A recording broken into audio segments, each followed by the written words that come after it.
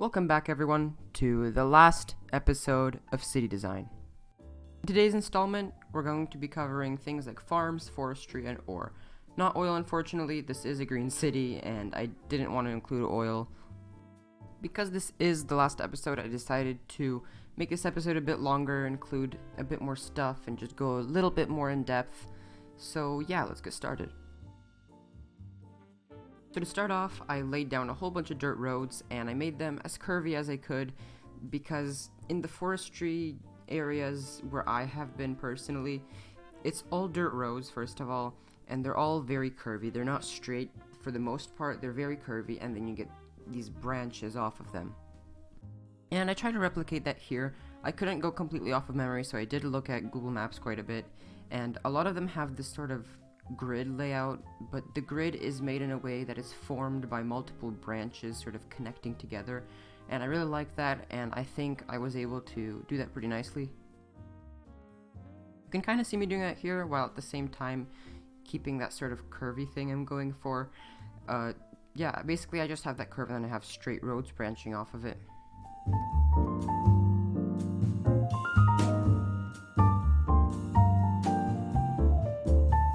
So this is sort of what it looks like after repeating all those steps. It looks pretty nice in my opinion. And you can actually see that our suburb still says choose the name, but I actually I did pick a name, and I'll talk about that later in the video, so keep watching. Before I can actually start putting any buildings down or anything, I actually need to supply the whole area with basic services, and water I'm not covering because that's pretty basic and I don't really need to explain that. But electricity, I thought it might be interesting. I'm using the utility poles, and they're actually found in the road section on the workshop. I don't remember who makes them. They're very easy to find. They're one of the top assets in the roads category, and basically it works the same as the vanilla electric cables, but it's utility cables, like those nice rural wooden poles sort of, and I think it goes really nicely with the whole, I don't know, rural in the middle of nowhere sort of thing we're going for.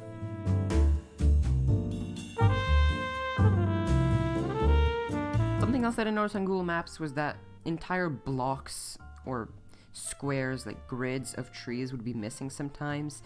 Not sure why they do that. I didn't actually look into it, but I just used Move It to select like rectangles or squares of trees and just remove them, and I think it does look really nice. And when I compare it to Google Maps or Google Earth, it looks pretty nice and, in my opinion, kind of realistic. You don't have to do the same thing. I just kind of like how it looks.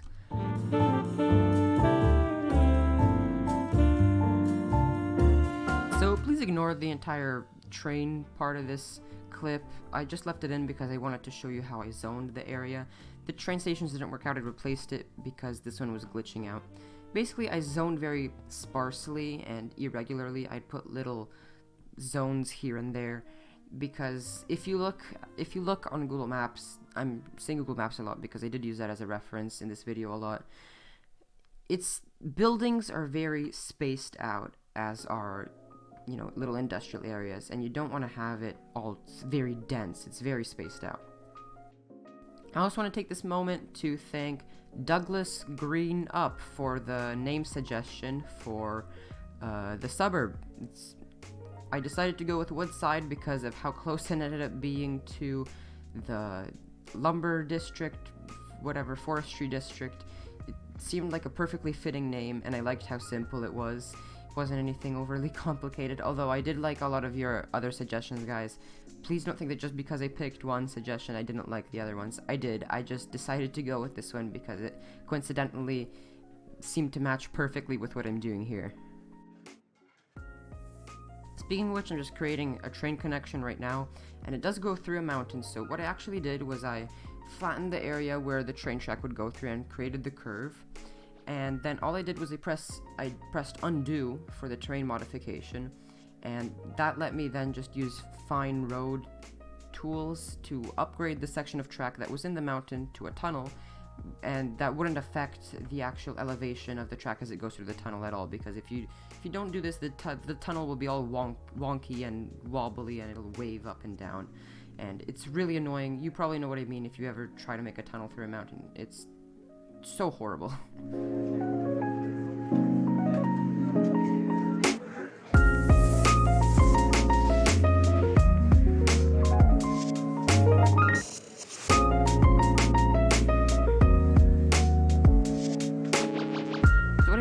right now is this is going to become the main sort of area of the forestry district or lumber district, whatever you want to call it.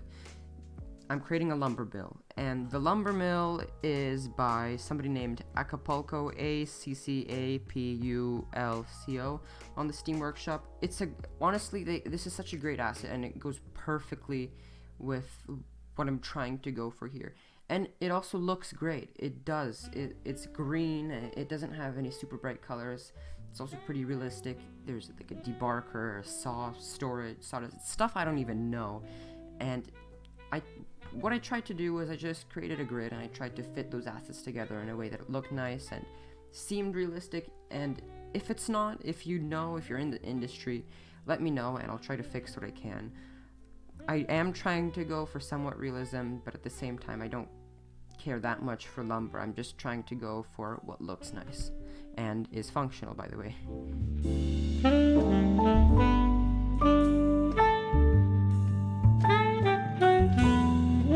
So these buildings by Acapulco are also really nice in the way that they're modular, and it lets me place a whole bunch of them down and then clip them into other buildings and create sort of different buildings, and it lets me have that sort of level of originality and uniqueness versus just plopping these buildings down from the workshop and that's it.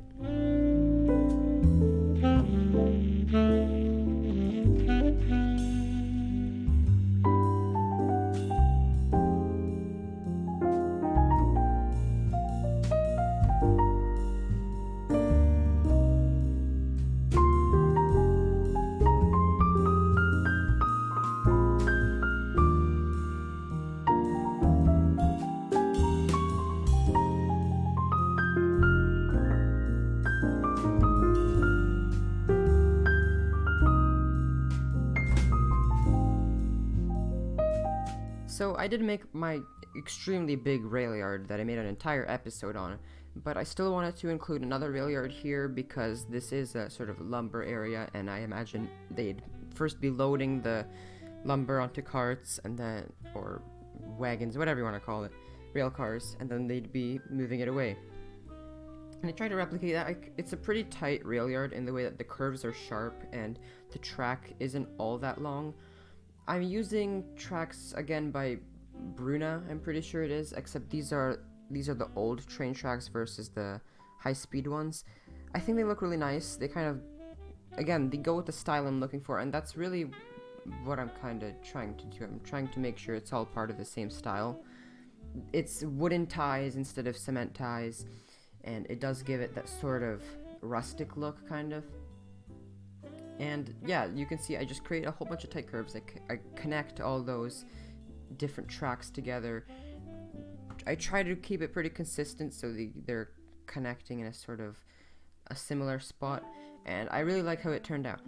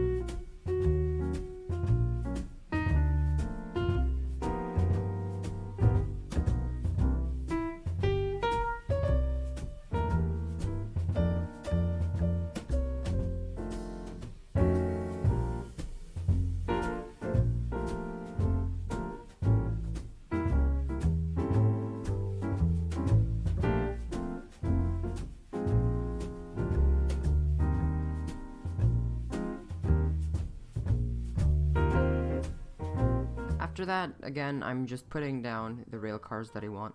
Using prop line tool, you can space them out how you want. These were part of the train asset that I was using that had been going to this section. It was actually, I found out it was a diesel train and not an electric one like I wanted. So I went into the asset editor and actually created my own.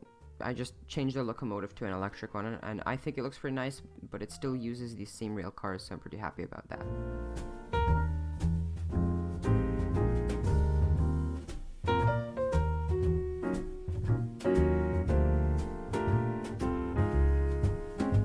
I also make sure to leave some empty rail cars because I imagine quite a bit of them would be still needing loading, and then after they've been loaded, a train would come and whisk them away to wherever they need to go.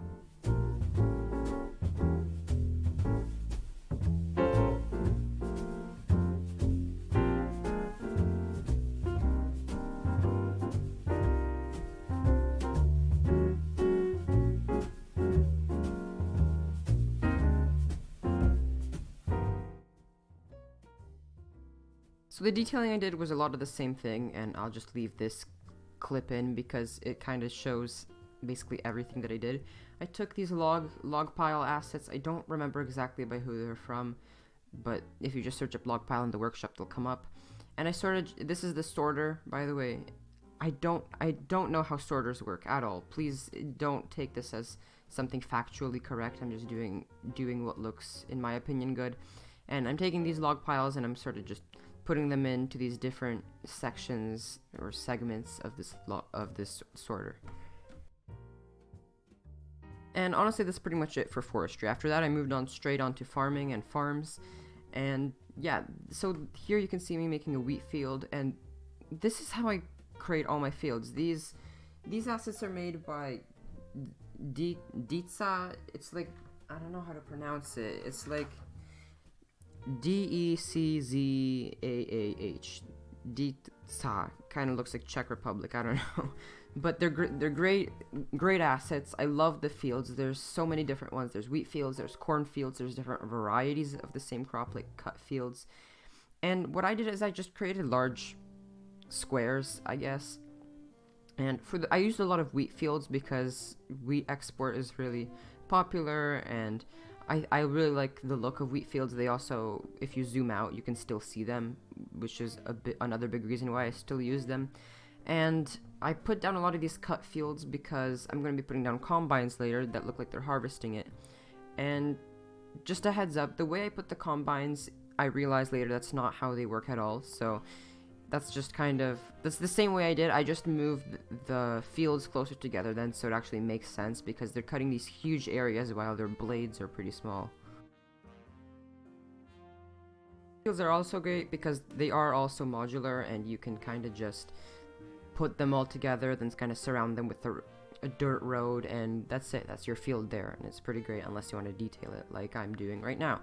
This is what I was talking about, the combine harvesters. The combine harvesters are great. They look really nice, but what I'm doing right now makes no sense. I don't know why there's such a big gap in between them. I realized it later, and I did change it. So combine harvesters, they usually have this like big arm on one side, and in this case on the left side. So I'm putting down these tractors with, I don't know if this is specifically the trailer they use behind them to collect all the grain that they collect, or wheat, or whatever it is, but I don't know. That's the most reasonable one I could find because it's pretty tall, unless this is meant for like a horse or something. Now I don't know exactly how field operations go, but I wanted to put down some hay balers too, that go right after these combines, and that's what I do. I put down like the actual hay baler machine, and then I just put tractors in front of them to pull them, and then I use actual hay bales and I create a little trail behind them. Not sure the exact spacing. Again, not an expert on this in any way whatsoever, but I really like how it looks.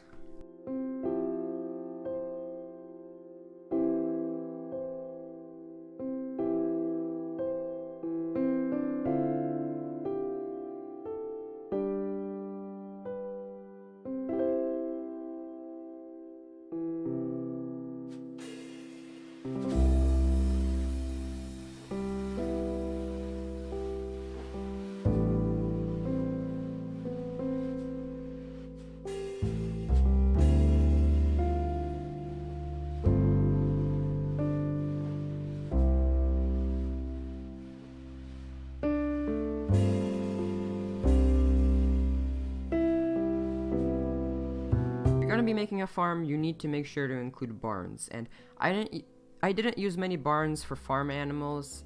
In my mind, this is more for crop collection. I know farms have barn animals, I know. I put a few of them, but I decided not to use that many because just a bit of a hassle.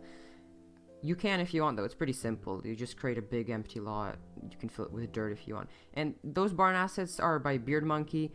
I really just merge them together with Move It. Sometimes I leave them alone, and I kind of put them here and there. And in the end, it looks pretty nice because you have these buildings in some places. I also use some farmhouses because I imagine some people would be living here. And I think it makes quite a bit of sense, but at the same time, it looks really nice. It does liven up the place a bit. Something I noticed in some farm areas was that they had these irrigation canals, and I also, in my city, wanted to have something that resembles the LA River with the whole concrete structure that they have that the water flows through.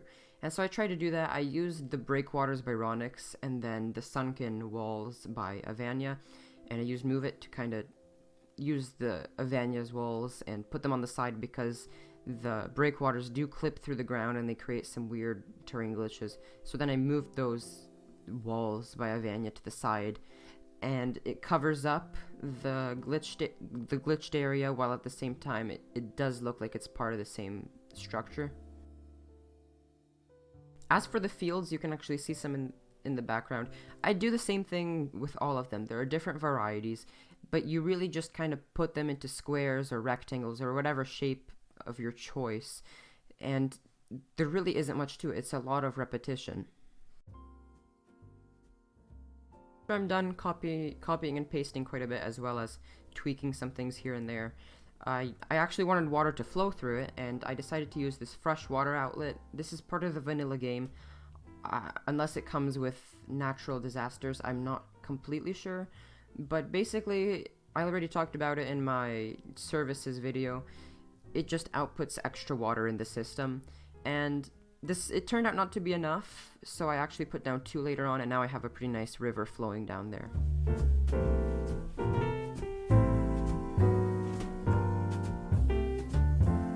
So I'm really sorry, I've been rambling for a really long time now, but there is a lot to get through, with the next thing being this grain port that I'm making. And to be honest, I think this is more of a city idea than a city design thing, because it's really not necessary in a city. It's not essential, but I decided to include it anyway because I am making a farm and it's a pretty big thing. So I'm using these elevated conveyors, and the actual grain port that I'm making is almost directly copying the one on the workshop page for the elevated conveyors. It's really nice. It perfectly fits the amount of space I have here, and it's also, I really like the design of it. What I'm doing is I'm taking these grain silos. They're really big, and they have like a lot of these cylinders. They look really nice and industrial. I love that. And I'm putting them down. I put a few more of them down than there are in the workshop because I am trying to be original. I put down some seawalls, the same ones that I used in the port from last episode. And then after that, I'm using the piles by Ronix again. And I'm using this tan color. I imagine this is what the wheat or grain would be. I doubt it would be outside. That's really stupid, but I don't know. I like it. I think it looks nice, and I know it's probably not realistic, so if you're gonna be mad about that, that's okay. Maybe it's sand, okay? It's sand.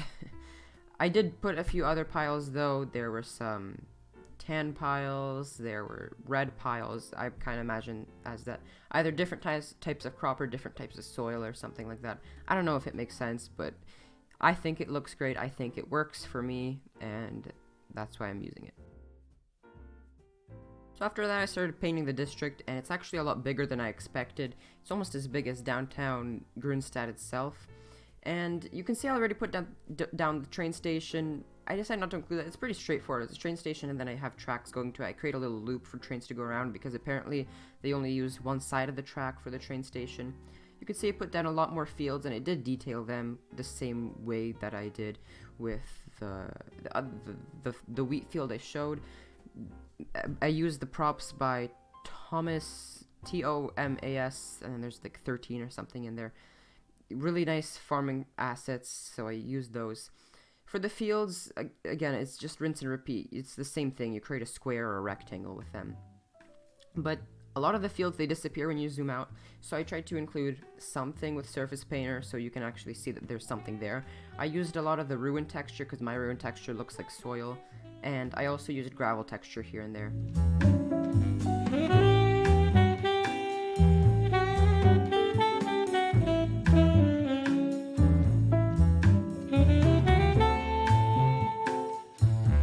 So, up next we have the ore district. Honestly, I did this a long time ago off camera because I was doing so many things on camera that I just had to do something on my own time without filming it, and I really like how it turned out. I'm using a lot of the piles and conveyors by Ronix, as well as these bulk terminal assets by Avanya, I'm pretty sure. This is only connected by rail. It's rail only. I didn't want to connect a road. I have some of these huge bucket excavators, as well as a train station for passengers to come to. I'll be honest, I do have a coal station here, coal power plant. And I know it's a green city, but this is kind of the remainder, I guess, of what used to be a big industrial sort of city. There might have been oil, who knows, and there isn't anymore because I'm not going to build that. And there's some coal. There is coal, they mined coal. There's a whole tons of ore that I used. A lot of it was Ronix. He has different colored piles, but then Avanya has the bulk terminals, and she has the bauxite ore, the iron, and I tried to match Ronix's piles with that. It's pretty nice. I do have some zonable, growables there. But they are vanilla. You can see I painted it with the ore. The ore brush from Extra Landscaping Tools, and I have the vanilla mod for unlimited ore set. You can see there's the train stations, import, output, export, the different sort of goods. I don't know why, but it's not showing a lot of export or import for ore, which is blue. There is for import, but I don't know, maybe it's glitching out, or maybe they're just generic industry. I have no idea. I haven't really used this outside connections tab that much. So, this is it. This is pretty much the end of city design. I wish I could have included more stuff, but that's really all I had to show. This isn't the end of Grunstadt. I'm gonna have a whole airport series and some live streams, hopefully. I am working on that, and I have some other series I have planned. I'm not gonna announce that yet. I'm still have to decide on that.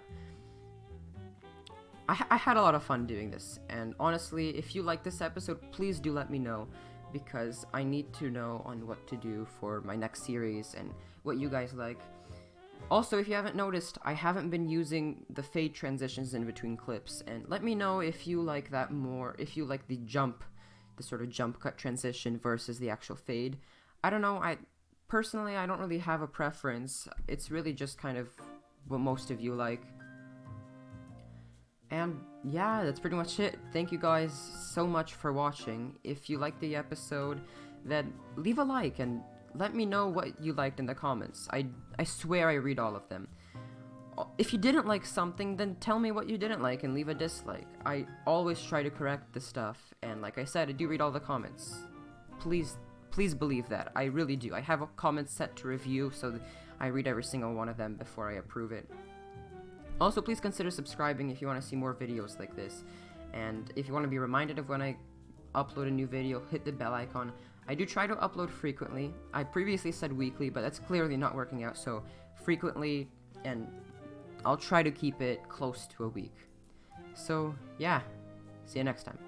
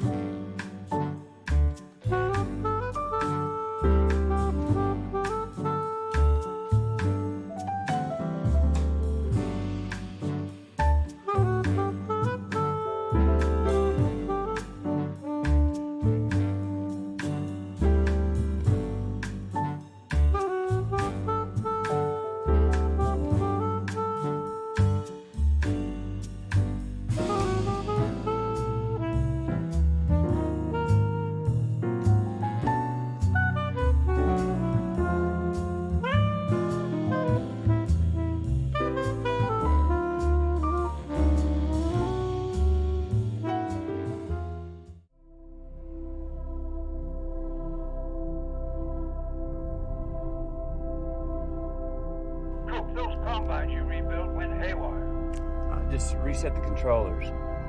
I did that. Maybe you should come take a look.